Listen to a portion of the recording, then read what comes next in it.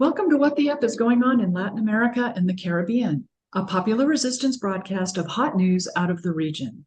In partnership with Black Alliance for Peace Haiti America's team, Code Pink, Common Frontiers, Council on Hemispheric Affairs, Friends of Latin America, Interreligious Task Force on Central America, Massachusetts Peace Action, and Task Force on the Americas. We broadcast Thursdays at 4:30 p.m. Pacific, 7:30 p.m. Eastern, right here on YouTube Live, including channels for The Convo Couch, Code Pink, and Popular Resistance. Post-broadcast recordings can be found at Apple Podcasts, Spotify, Telegram, radindiemedia.com, and now under podcasts at popularresistance.org. Today's episode, Asylum for Sale, Profit and Protest in the Migration Industry. Our guest is Adrienne Pine. She is author and medical anthropologist, and for the past 17 years, she has worked in U.S. federal asylum courts as a country conditions expert for Honduran asylum seekers in more than 100 asylum cases.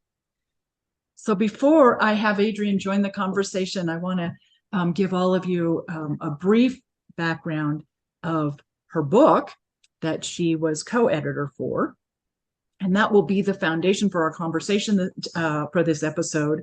And so also I just want to share with all of you that Adrienne and I both thought that this particular conversation for this episode was very pertinent given last week's Tres Amigos Summit in Mexico City, or what we called in our episode last week the North America Trilateral Summit. So here's a brief description. Through essays, artwork, photographs, infographics, and illustrations, Asylum for Sale, Profit and Protest in the Migration Industry regards the global asylum regime as an industry characterized by profit-making activity, including brokers who facilitate border crossings for a fee, contractors and firms that erect walls, fences, and watchtowers while lobbying governments for bigger security budgets, corporations running private detention centers and managing deportations, private lawyers charging exorbitant fees, expert witnesses, and NGO staff establishing careers while placing asylum seekers into new regimes of monitored vulnerability. Humanity is not for sale and no one is illegal. So let me welcome our guest, Adrienne Pine. She is co-editor of the book Asylum for Sale, and the book was published by PM Press in November 2020. So welcome, Adrienne. Really fun to have you here this evening. I'm so glad we get to work together on this episode. Me too, Terry. Thanks so much for having me. So where's the best place for us to start this conversation? The book is pretty much based on the recurring theme of imperialism and neoliberal capitalism creating migration, in addition to other causes as well. It's a structural creation of migration. And as we discussed last week, some of the causes of migration are, in fact, symptoms of U.S. foreign policy, economic policy, and military policy, which are all basically one and the same, as you can attest to with all your years of work in Honduras. So maybe we should have that discussion, let's have this discussion based on the effects of neoliberal capitalism, specifically that form exported by the United States. Well, and I think that's really a good framing, because that's a big part of what we were trying to do with this book was to participate in the reframing of the asylum conversation, which has really been dominated by kind of policy language and talk about human rights and these sort of vague universalistic or very specific detail-oriented discussions that leave out empire, that leave out the violence of borders, that leave out profit. And there is so much profit in the asylum industry, as you know, whether we're talking, and you mentioned some of that in the description you just read of the book, but you've got very well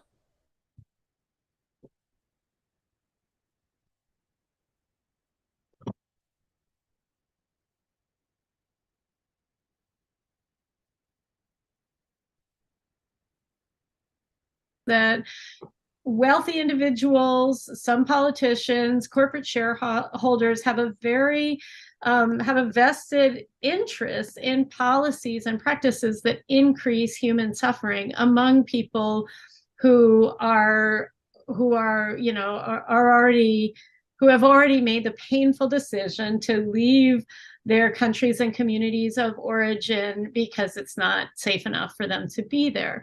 So we're, what we're trying with the book, what we were trying to do is really take the conversation up a notch and talk about these broader issues that activists have long been talking about, right? So but not necessarily with a unified framework.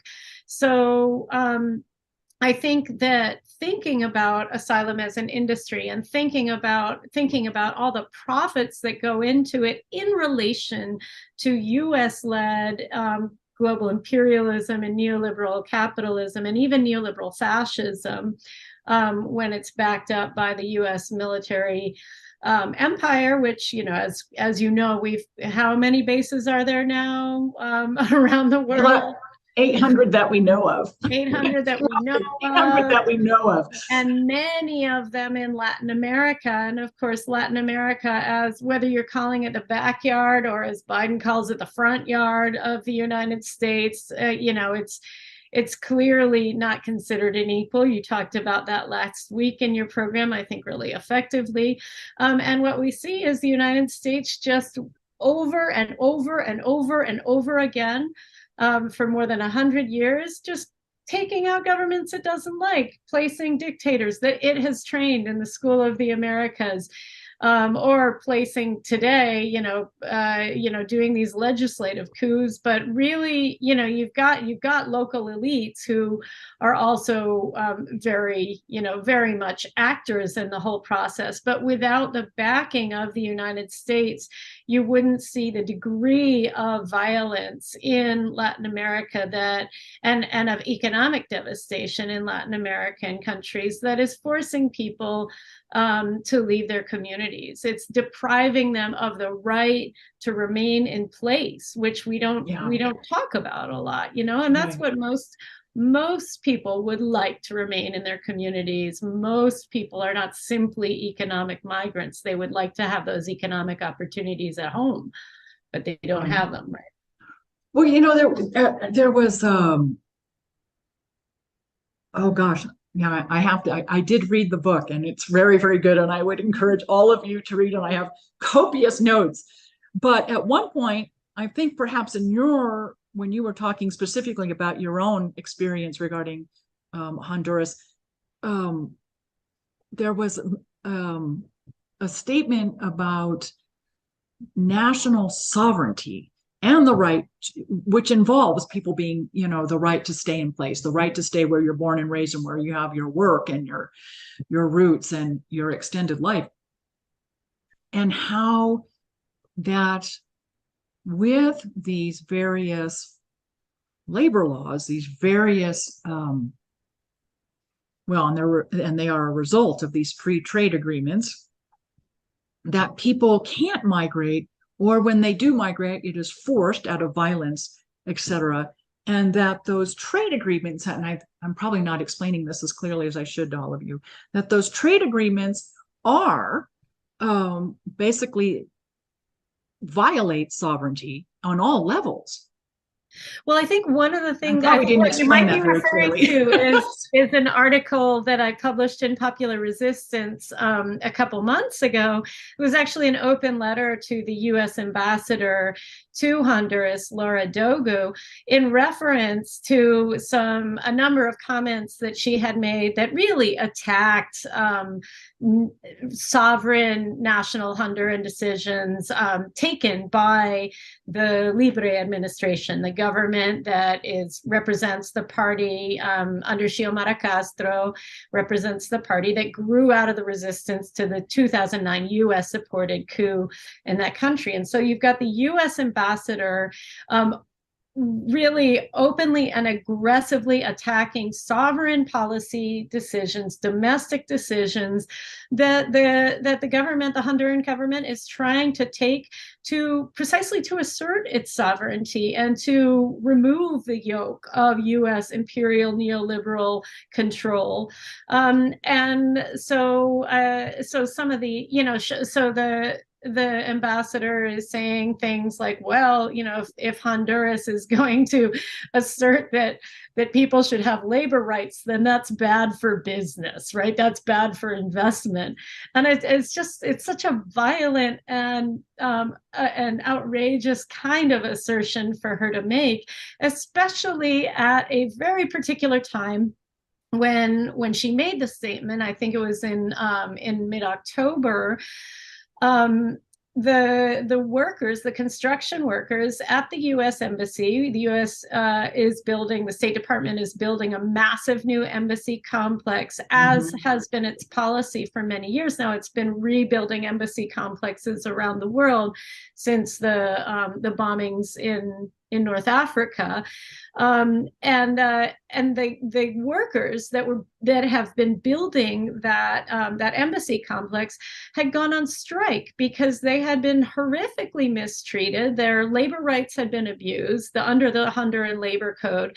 And then the company, the State Department contractor, BL Harbor, which is a multi-billion-dollar Alabama-based company that primarily makes its profits from building these massive fortresses around the world for the United States, began arbitrarily firing hundreds of construction workers because they merely stood up and requested that this company respect Honduran law, which, as it is bad. It's not even good law, right? I mean, it's law that has been weakened dramatically as a result of the 2009 coup, which I've elsewhere referred to as a neoliberal fascist coup, because really the policy imperative of the coup was really to completely neoliberalize the country, to privatize everything, to open the entire country up for extractive capitalism, for exploitation, for land takeovers, for direct colonization in the form of the sedes, or as they're called, model cities. And one of the things that happened as part of the post-coup neoliberalization of Honduras, with tremendous United States support, was a revision of the labor code that drastically weakened labor protections. And so the embassy wasn't even respecting that dramatically weakened labor code. And so what you have here is the ambassador criticizing the government for wanting to put back in place some labor protections, for wanting to ensure that dramatic exploitation isn't taking place, when her own employees are being arbitrarily fired and forced to travel to the United States because they're starving, right? I mean, so you had dozens of former embassy workers at the time that she was saying this, who had been forced to leave their communities and make the incredibly dangerous journey because they and their families were starving as a result of U.S. labor violence, of direct State Department labor violence, not even, U.S. business interest contractors. And so, I mean, I think that it's just, you couldn't get a more direct example of how the U.S. is causing migration. And then it's using this twisted discourse about, well, more jobs will stop migration, in order to implement jobs that are abysmally slave labor. Exactly. Colonial. And that's labor. Precisely what causes migration. And this is, it's the Kamala Harris plan to, the root causes strategy that we've heard a lot about, which is supposedly attacking the root causes of migration. This is, this is what Joe Biden gave to gave to Vice President Harris as like her first big project. And she went straight to Guatemala on her first international trip. And as you'll recall, what she said when she was asked what the message is for people who are considering migrating to the United States was 2 words: don't come.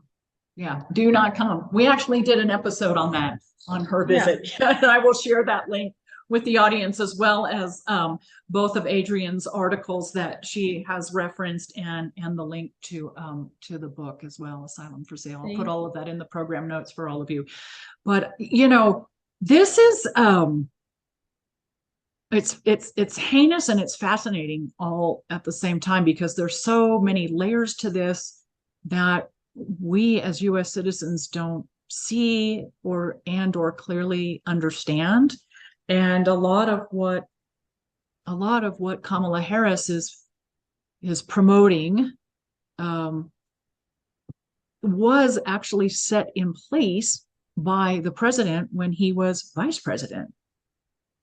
Exactly. And that is something that took place after the 2014 so-called unaccompanied minor crisis, when there were reports of an increase of children and teenagers who were coming to the border without their parents, or without guardians.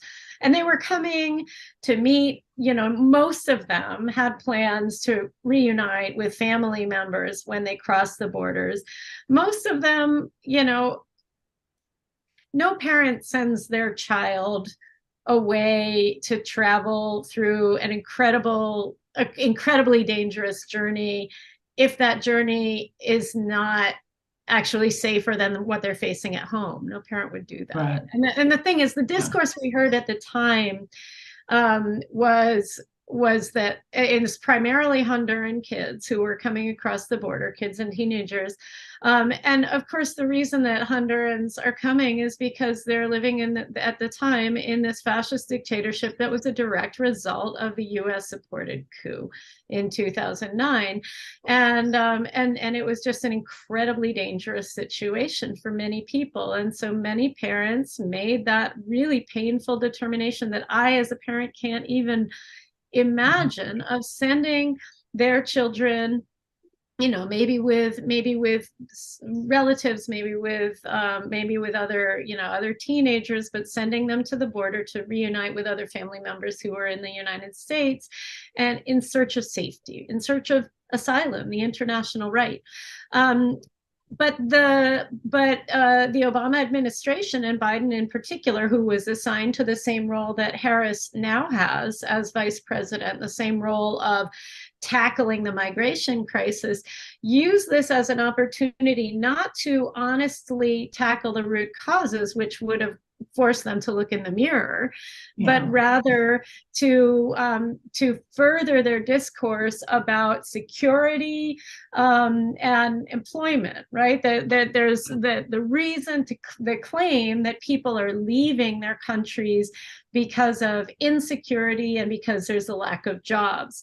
But then you really have to get into the nitty-gritty of, like, how do we define insecurity? Do we define it as like not sufficient police on the streets, not sufficiently militarized police, or do we define it as a lack of healthcare, a lack of education, a lack of you know of sovereignty, economic opportunity, control of democracy?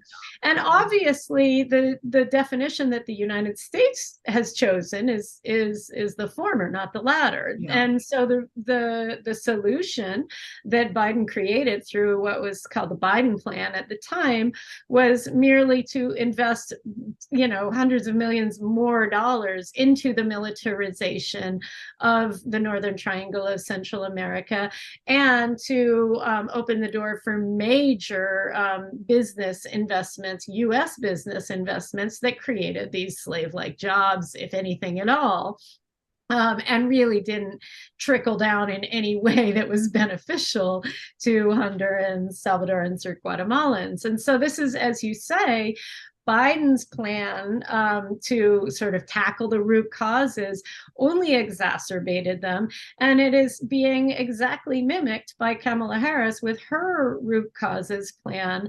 And so what we're seeing is policies that are just adding insult to injury. They're using this human crisis that people are experiencing of being taken away from their security, from their safety, of being forced to flee to the country that is responsible for them to be being forced to flee. They're taking that as an excuse to only, to clamp down, to worsen things, to increase the levels of neoliberal imperialism, using violence as a mechanism to enforce it. It really, it really is a battle of paradigms, right? It's like, do you believe in economic development at all costs? And for the US, it's privatization. That's the model. The neoliberal model is complete privatization. And Chile and Honduras have been the two principal petri dishes, at least in the hemisphere of the Americas. And then you have those of us and a great many other people and nations who look at, well, yes, there needs to be economic activity, but how do you define that? And, does it take care of the citizens first and then profits, or at least in tandem with one another, not profits above people? At least profits equal to people, and in many societies, it's the people ahead of profits. And so in your book, Asylum for Sale, one of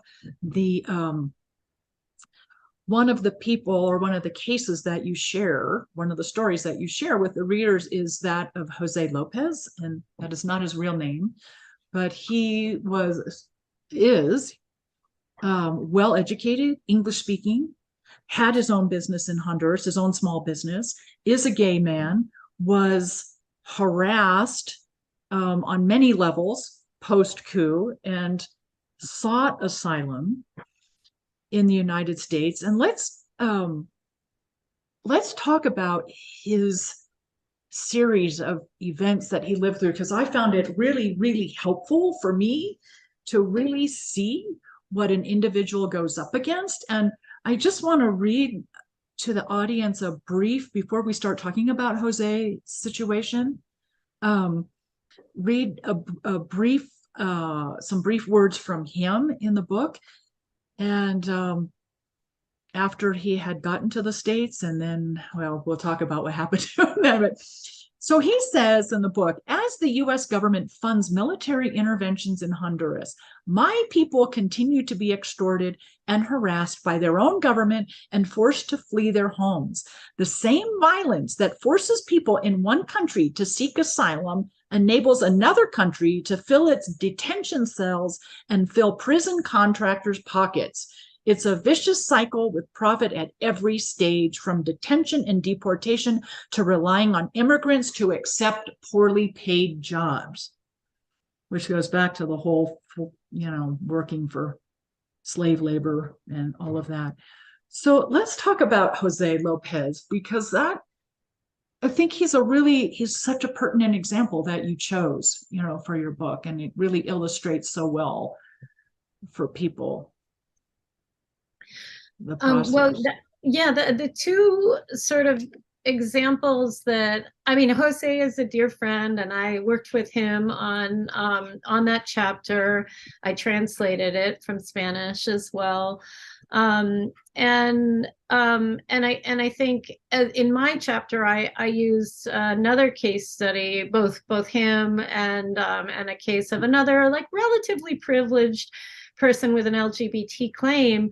And in part, I think it's useful to look at privileged people seeking asylum, relatively privileged people seeking asylum, not the wealthiest, because they have easy access to just buy citizenship wherever they want, to show that the system is just so structurally violent against almost everyone, right? These are both people who had very strong claims, and they were both detained, for months in these violent and tremendously profitable private detention centers, where they were subject to humiliation, to illness, to this sort of dehumanization. Mm-hmm. And it was only, it was very difficult for them even speaking English. So speaking about educated Louis. English. He was a very well, both of the people you use in the book. What was the pseudonym I gave him again? It was Jose. Jose Lopez. I apologize. I was going through pseudonyms. Jose Lopez.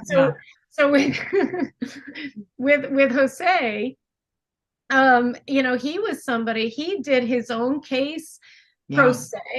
He put it all together. I mean, he's very well educated. He had worked on a number of USAID contracts around the world as as an agronomist. He's an expert. He's a very smart, multilingual guy who found himself in a situation where he was going to get killed if he stayed in Honduras, if he stayed in Tegucigalpa, if he remained in, taking care of his business.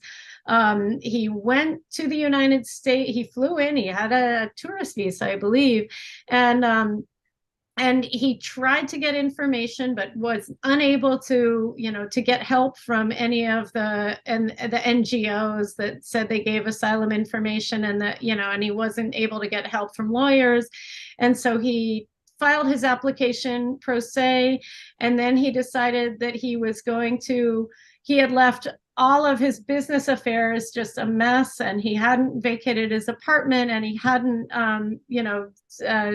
cleaned things up with his parents, and he wanted to turn his properties over to them and things like that. And so he decided to fly back just for a few days to remain in hiding, and just to try to get everything in order, and then fly back to the United States so he could continue with his claim. And of course, he didn't know that you're not allowed to do that. And because the United States says, well, if you did that, then you're not afraid of being in your country. But he really did have people who had, somebody who had attacked him on multiple occasions, who had issued death threats, who had made very clear that he was going to kill him if he found him again.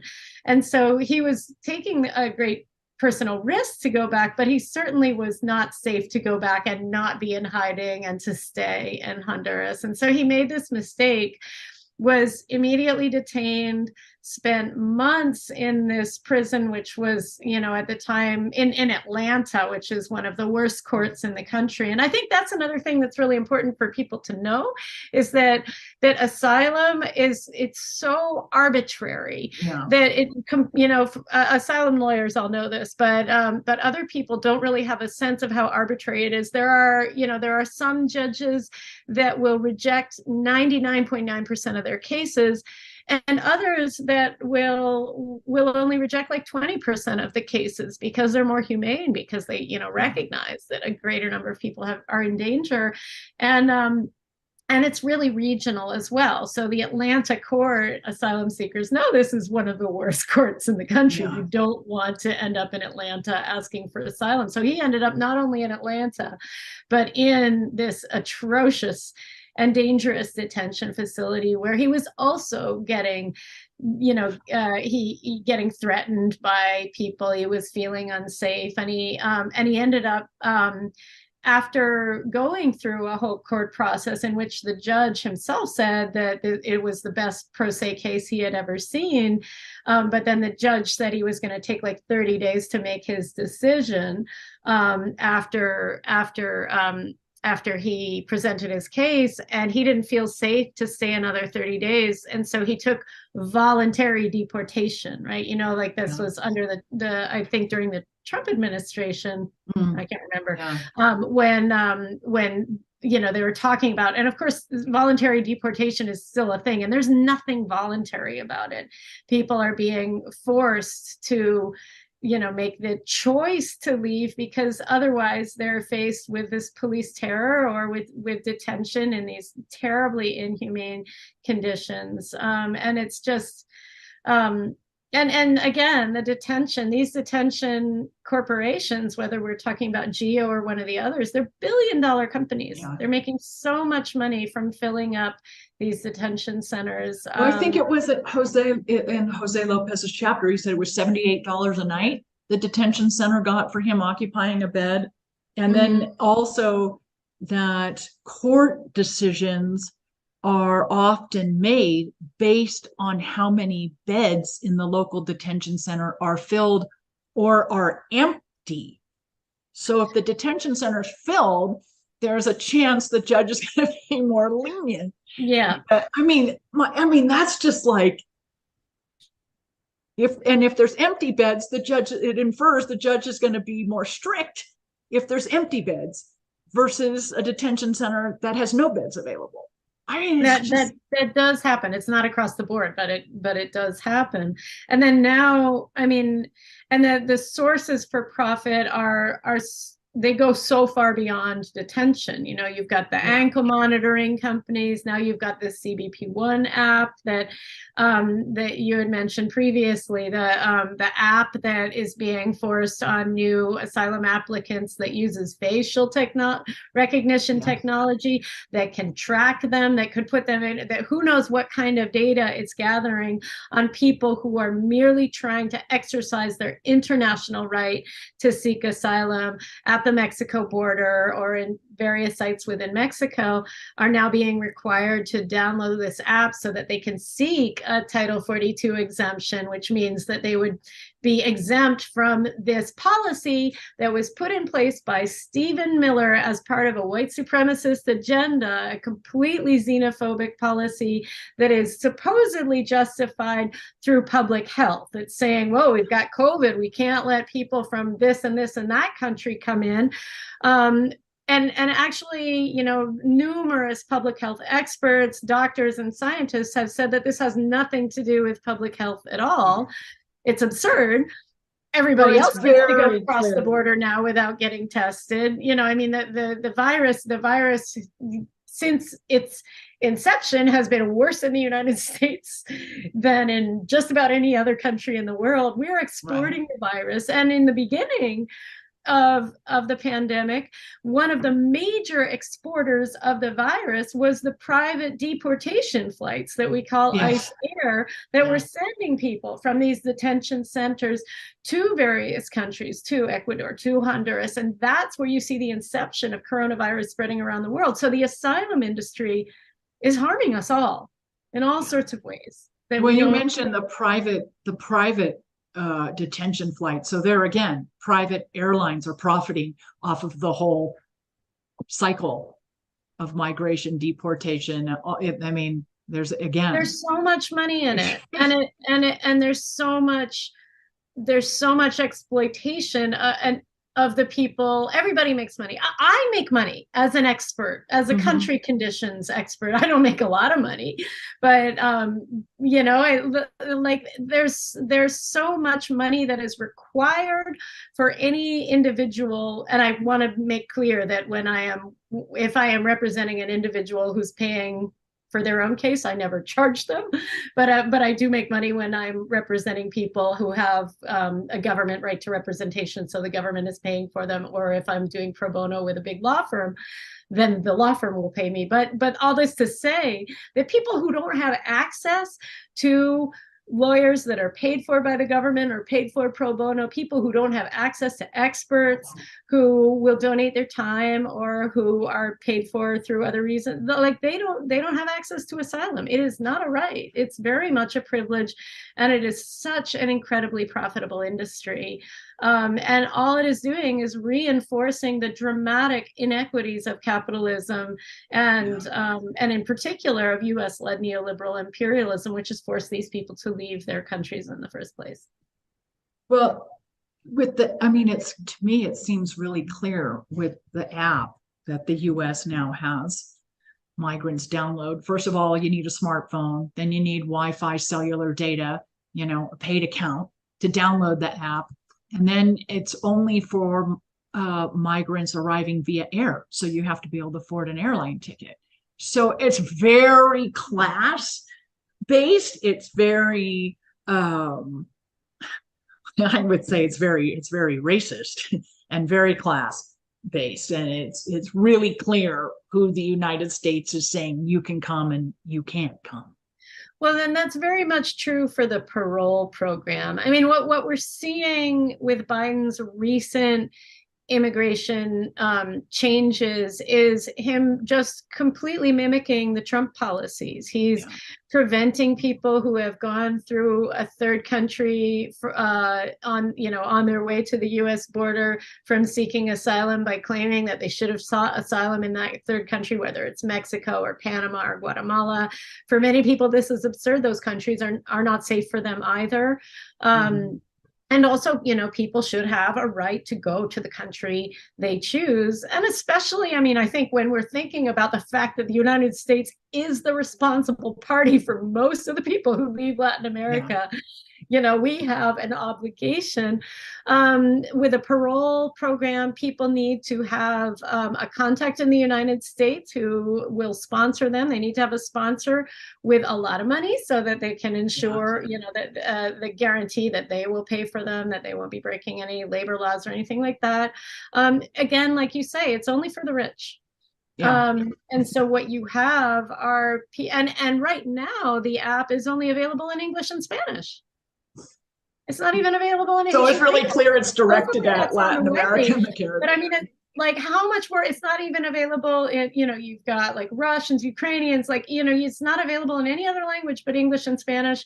It's capturing biometric data. I mean, this is tremendously profitable for all of the sort of privatized military corporations that we're seeing that are making so much more money. I mean, Biden's wall is by far more dangerous and profitable than Trump's wall. Biden's wall is an electronic surveillance wall,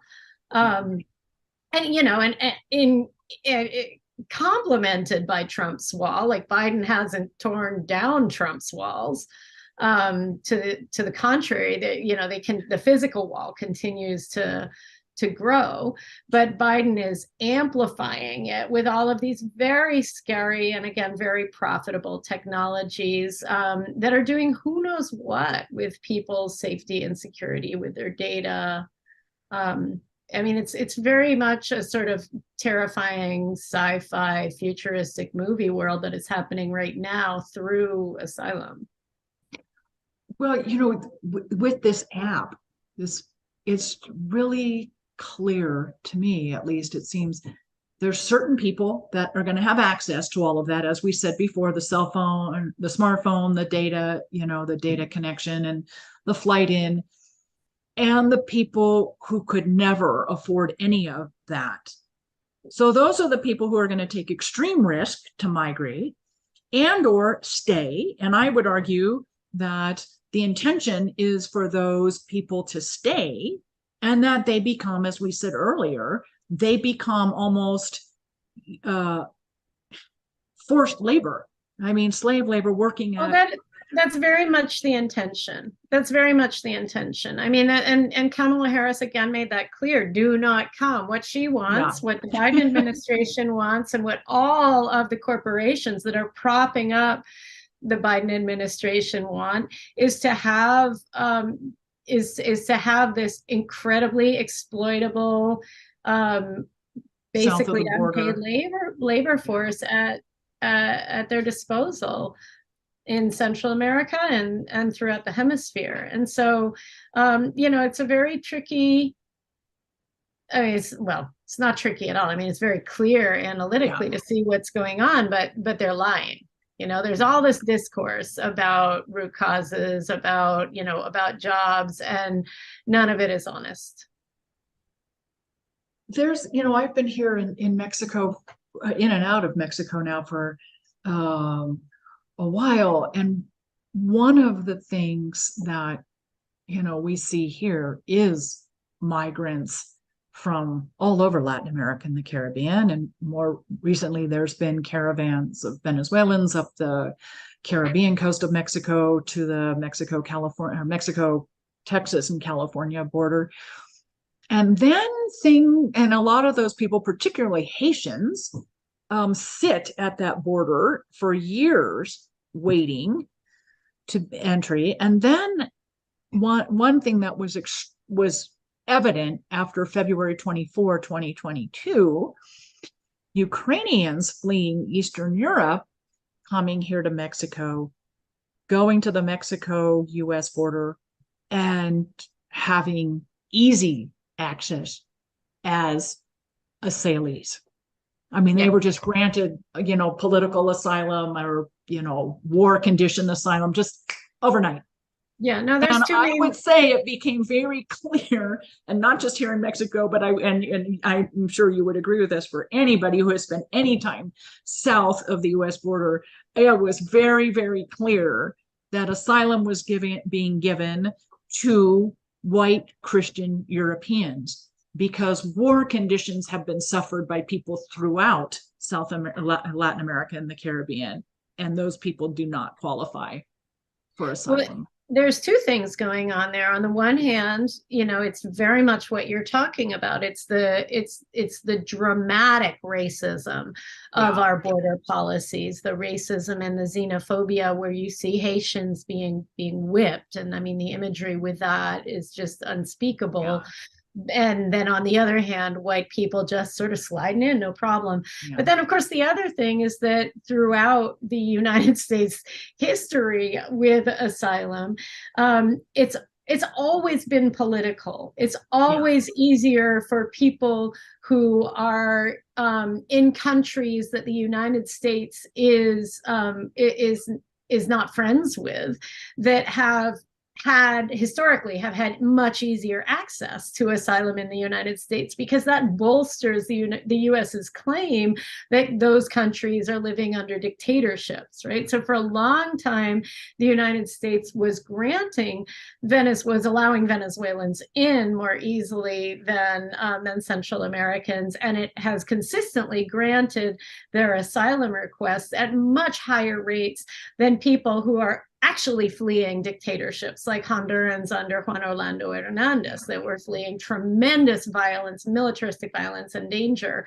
And that's precisely because it fits into the US narrative. It defends the imperialist project. And with the Ukraine, you have the exact same thing. Right. I mean, you have people legitimately fleeing a terrible, violent situation. But if you take an analysis that violent situation is really the result of a proxy war between NATO and Russia, then it doesn't paint them in as it doesn't paint them in the same light for the purposes of the US PR, like promoting NATO, promoting this war against Russia. Yeah. As if you say that these people are victims of this terrible, Putin Nazi project and have nothing to do with the United States, right? Obviously NATO is a project that the United States has control over, right? And along with some of the more right-wing European countries, and it's this long-term militaristic imperialist project.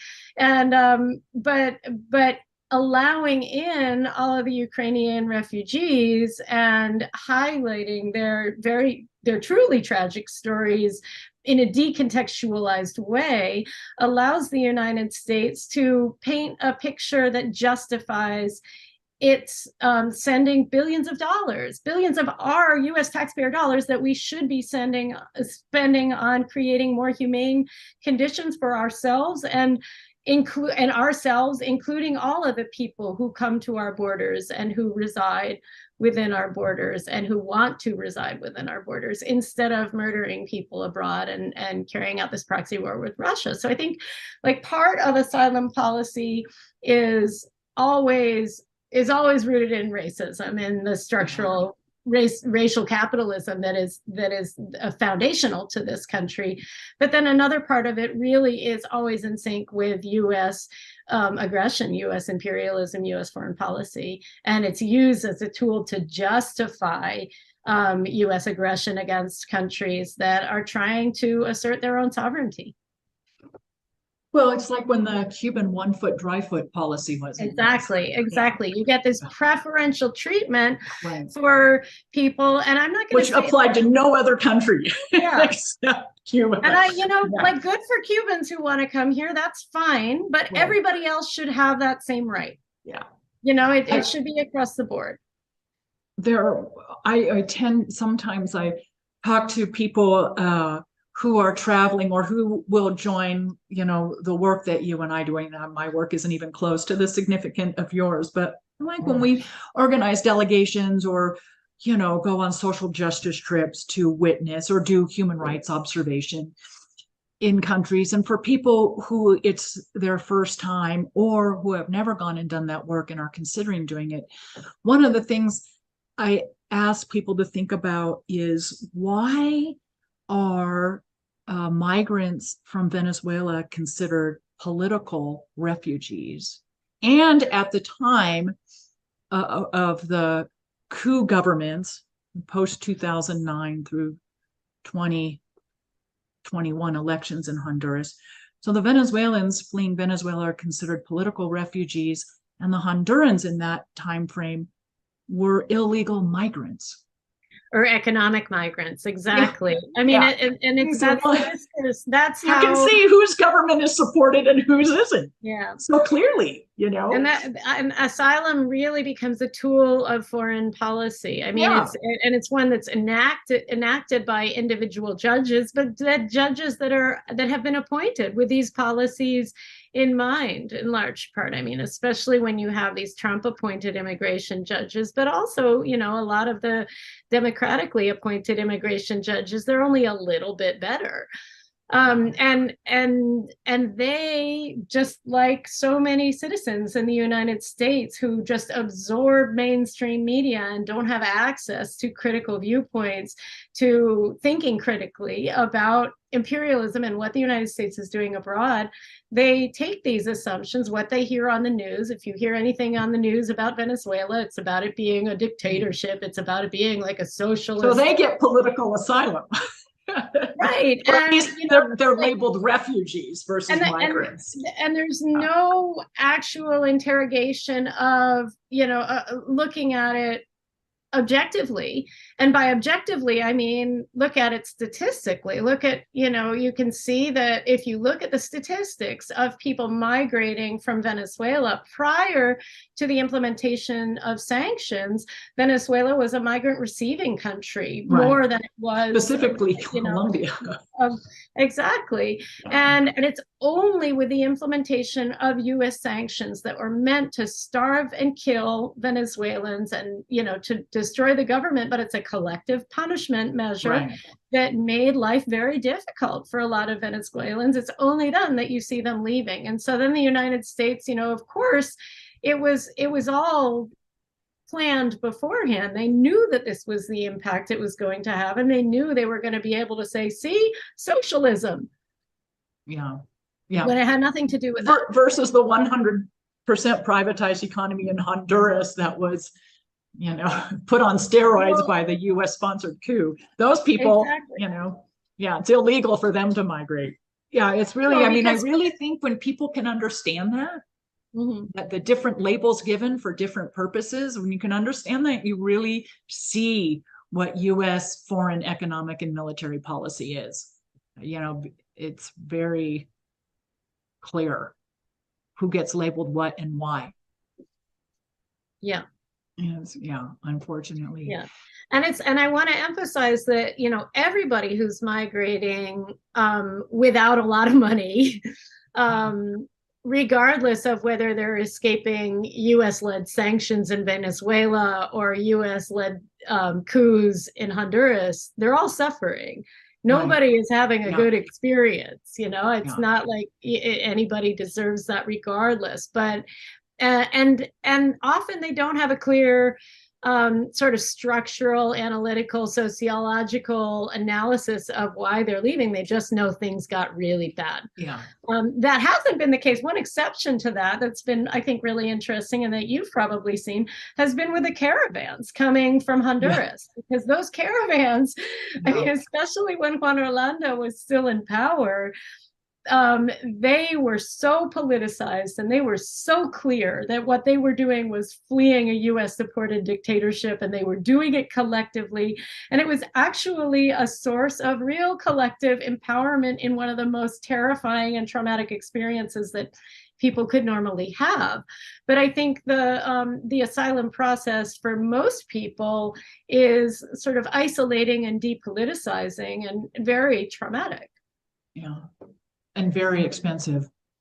Tremendously expensive. People are getting kidnapped, they're getting extorted, they're getting killed, they're getting raped, as they try to make their way through Mexico and the other intervening countries. So let's talk in our last few minutes. Let's talk a little bit about Mexico, because you were here not too long ago, and I have to say, and this comes up, on occasion, it's a similar, theme in several episodes, that so many of us throughout the Americas are really looking at the current Mexican government and supporting it for its vision of the Americas, specifically Latin America and the Caribbean, but attempts to bring in US and Canada. And it is, it's a really terrific vision that AMLO has, in my opinion, that he has for the Americas. And I've said this to the audience before. There's a fantastic speech he gave July 24 of 2021 on the 238th anniversary of Simón Bolívar's birth that is worth listening to. It really he outlines his vision. And then certainly in reconvening the SELAC in September of 2021, after a 4-year pause, and having the majority, I think 32 of the 33 members with 35 countries, US and Canada is not part of SELAC, and what the region as a whole has come to envision for itself. And then we have this trilateral summit last week that basically solved nothing about migration. And we continue to see almost a full cooperation with the Mexican government and the US government regarding border policy. And it's a tough pill to swallow, because there's so many, this vision for the Americas is so exciting and so positive, and this multilateral embrace of countries throughout the hemisphere, but we still have this really difficult, militarized, horrible situation at the US-Mexico border. Well, not just at the border, but throughout Mexico, because, what we need to understand is that borders now extend. This is something Todd Miller writes about. Who's been a guest, by the way. I would imagine that borders really extend now everywhere. Because the US border agencies extend everywhere. They have they're able to police in so many different spaces, and the US Border Patrol is collaborating with Guatemalan and Mexican police, and you've got all of this, and for people who are traversing Mexico, they're subject to these checkpoints very frequently. You can't travel throughout Mexico by land or by air without having to go through migration checkpoints, at every turn. You can remain within a city, but if you're traveling anywhere, they're everywhere. And in particular on the routes that migrants take. So they'll come into Tapachula, they'll go through Oaxaca, and there's just the checkpoints everywhere.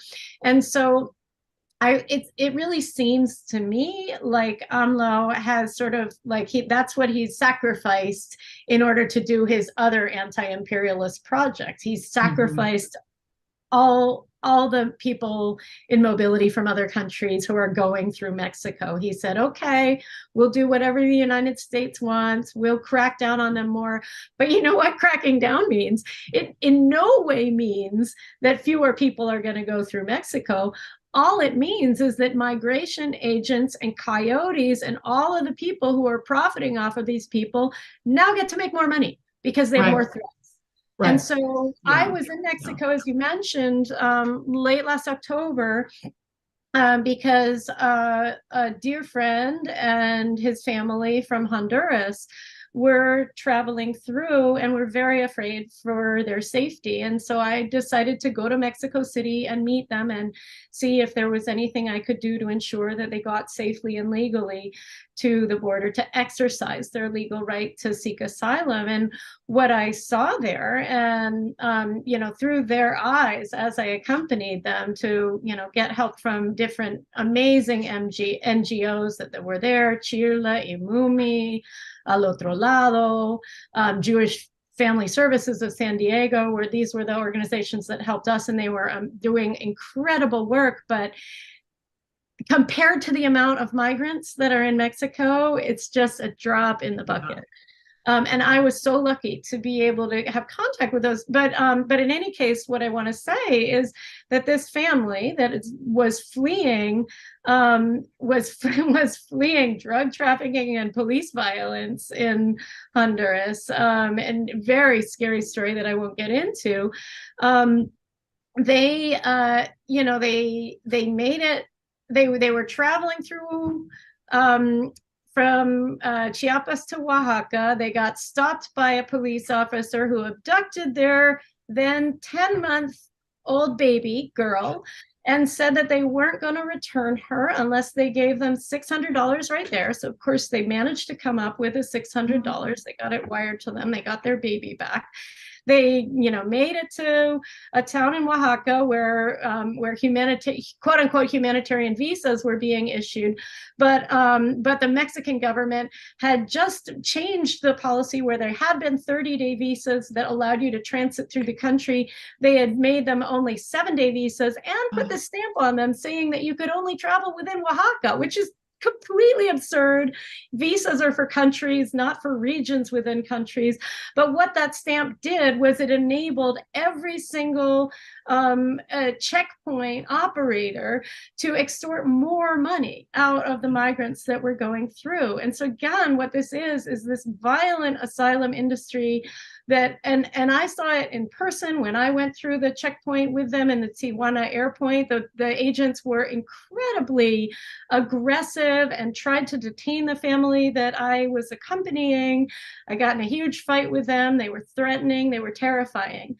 And I mean, it was a really terrible experience. We managed to get out because I had the privilege and legal backing that I am so grateful to have had. But most migrants don't have that kind of white international accompaniment and privilege and somebody with knowledge about asylum accompanying them. And so this is what AMLO has created. He's created or enabled the creation by submitting to Biden's every wish of what is in effect a state of terror for people who are trying to escape that. Yeah. And just trying to assert their international right to asylum. It's a conundrum because I would argue a lot of the policy, the immigration policy in Mexico, particularly the cooperation with the United States, is a project in part that AMLO has inherited from prior administrations. To be fair to him, and you can't just undo that overnight or necessarily in 1 6-year term. And I would say there's things that new governments throughout the Americas are going to have the same issue, in decoupling policy from the United States. If you have constitutionally have 1 6-year term or 1 4-year term, as Petro in Colombia, that's not a very long time to decouple yourself from decades-long relationships. It is, and at the same time, you've got all of these people who are, for the moment, stateless. They have no, they're not constituents. They don't fit within this fiction that we have of like democratic participation, and they are, there is so many of them are dying, so many of them are suffering, and so I mean, AMLO does have excuses that he can refer to, but I think it's a humanitarian imperative that he do better, and that the movements demand that and support him in and doing support him. That support's got to come. That has to be there to make it happen. I mean, for it to push from below up and then to deliver from the top down. You mentioned stateless. A lot of people are stateless right now. Do you think that that's the overarching neoliberal plan? Statelessness? Oh. I mean, that's a whole nother conversation, but you said that, that could I mean, one of the goals, right? Stateless in the formal legal sense, which is another thing. There are a lot of people who are like formally, legally stateless, who they have nowhere to be deported to, right? Right. They who don't, and many of them are suffering violence in the United States, or suffering detention because the U.S. doesn't want to let them in, but doesn't have anywhere to deport them to. That's one issue. I guess I was referring. I meant it in more of a sort of they don't have a state to go back to. They have a state that they pertain to legally, as we are all in this world that is made up currently of nation states. So, but that doesn't mean that they actually have a home. Right. And when they're in transit, they have less protection than anyone else could possibly have, because they're not protected by their home state. They're not protected by depending on their home state. There are some countries that, through their embassies and through various programs in other countries, that do try to offer services. Whether people want them or not is another question. But Mexico is not doing anything to recognize the humanity of these people who are some of them are living in Mexico, some of them are not in transit, some of them are working. I mean, there are so many migrants who are just living in Mexico right now, who are not necessarily actively trying to get into the United States. They also are being disenfranchised, dehumanized, not recognized, in the way that citizens are. It's this restrictive citizen nation state model is harmful to us all in that way, because it's really continuing to implement the inequalities that capitalism creates. It's only people of a certain economic class can cross borders, and the rest of us cannot. Or access any other rights that citizens get when they're within borders. Yeah, exactly. So, wow, Adrienne, what a fantastic conversation, and a fantastic book. And let me just remind the audience, the book is Asylum for Sale, Profit and Protest in the Migration Industry, and it is at PM Press. And you can order it online, or you for the hard copy paperback, or you can even buy an ebook, which I did.